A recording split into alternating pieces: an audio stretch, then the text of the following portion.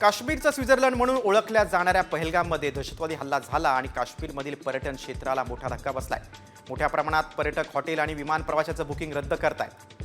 Tours and ट्रॅव्हलच्या संघटनेने ही माहिती दिली आहे। काश्मीरमध्ये सुमारे 5 लाख नागरिक पर्यटकाची निगडीत व्यवसाय करतात।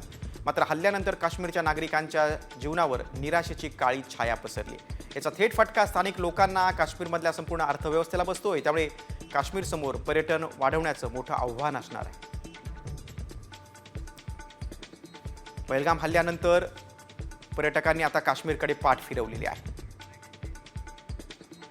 साहजिक आहे की ही जी घटना घडली पहलगामला, बाईसरनला, तर त्या दृष्टीने पर्यटक थोडे घाबरून आहेत आणि एस्पेशली काश्मीरला पुढे गेल्यावर जाण्याची भीती थोडी कमी आहे। पण तिकडे गेल्यावर काही घटना घडली किंवा कुठे वॉर वगैरे सुरू झाली तर त्या दृष्टीने थोडे घाबरून आहेत।